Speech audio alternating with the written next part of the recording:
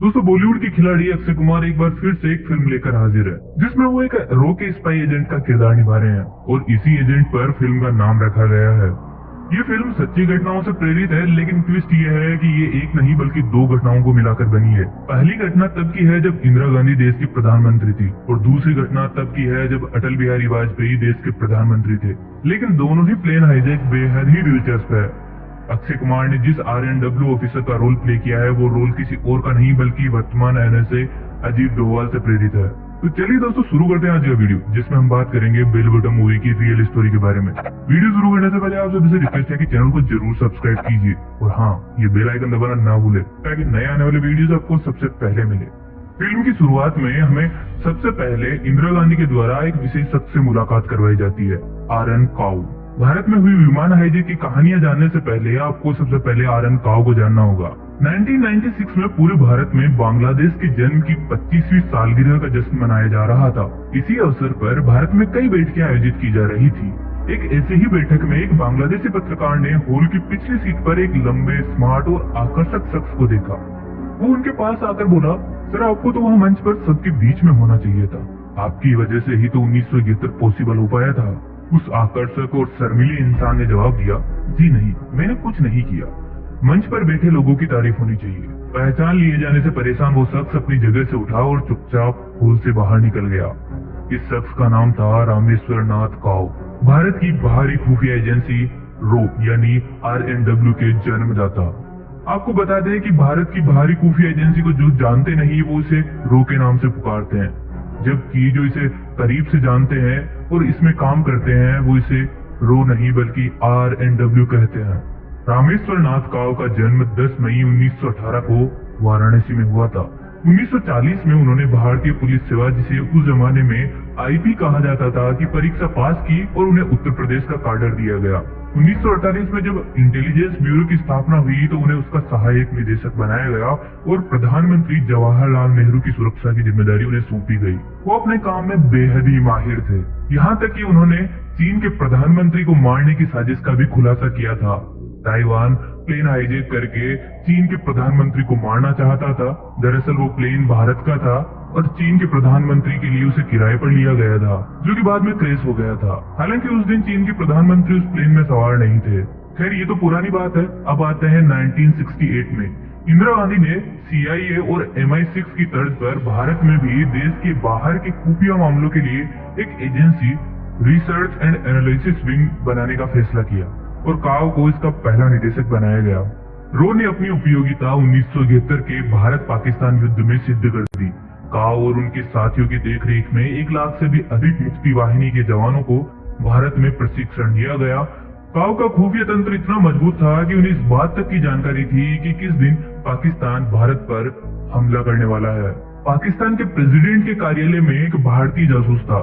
जो मैसेज मिला था वो एक कोडेड वायरलेस मैसेज था, जिसे डिकोड करने में 2 दिन पहले की तारीख दर्ज कर दी गई गलती से। वायुसेना को तैयार रहने के लिए कहा गया।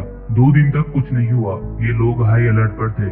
जब वायुसेना अध्यक्ष ने काउ साहब से कहा कि इतने दिनों तक वायुसेना को हाई अलर्ट पर नहीं रखा जा सकता, तो काउ साहब ने जवाब दिया कि 1 दिन और रुक जाइए। 3 दिसंबर को पाकिस्तान ने हमला किया और भारतीय वायुसेना उस हमले के लिए पूरी तरह से तैयार थी। और सभी को पता है कि भारत ने कितने बुरी तरीके से पाकिस्तान को उस युद्ध में हराया था।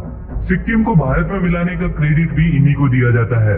सिक्किम के भारत में विलय होने की कहानी के बारे में कभी और बात करेंगे। आज बात करेंगे उस विमान हाईजैक की कहानी के बारे में, जो शायद पाकिस्तान की अपने इतिहास में सबसे पहली और सबसे बड़ी गलती थी भारत के विरुद्ध। आज से करीब 50 साल पहले 30 जनवरी 1971 को 2 कश्मीरी युवकों ने एक इंडियन फ्रेंडशिप फोकर विमान गंगा को श्रीनगर हवाई अड्डे से जम्मू जाते हुए हाईजैक कर लिया था और बाद में उसे जबरन पाकिस्तान के शहर लाहौर ले गए। हाईजैक करने वाले ये दोनों लड़के केवल 17 और 19 साल के थे। गंगा विमान सेवा से रिटायर हो चुका था, लेकिन हाईजैकिंग की इस वारदात से केवल कुछ ही हफ्ते पहले अचानक उसे फिर से उड़ान भरने की अनुमति दे दी गई थी। इस विमान हाईजैकिंग की योजना मकबूल भट्ट ने बनाई थी, जो कि जम्मू कश्मीर लिबरेशन फ्रंट के संस्थापकों में से एक था। वो जम्मू कश्मीर को भारत से अलग करना चाहता था और अपनी आवाज बुलंद करने के लिए उसने एक प्लान बनाया। लेकिन इस प्लान का पता भारतीय खुफिया एजेंसीज को लग चुका था और उन्होंने इसे अपने तरीके से अंजाम दिया। हम कह सकते हैं कि भारतीय खुफिया एजेंसीज ने उनकी मदद की ताकि वो इजीली भारत से एक प्लेन हाईजैक कर सके और वो प्लेन जब हाईजेक होकर लाहौर पहुंचा तो पूरा पाकिस्तान खुशियां मना रहा था। जब हाईजेकर से उनकी मांगों के बारे में पूछा गया तो उन्होंने कहा कि उन्होंने यह सब कश्मीर की आजादी के लिए किया है और उनके कुछ साथी जो भारतीय हिरासत में है उन्हें यात्रियों और विमान को छोड़ने के बदले रिहा कराना है।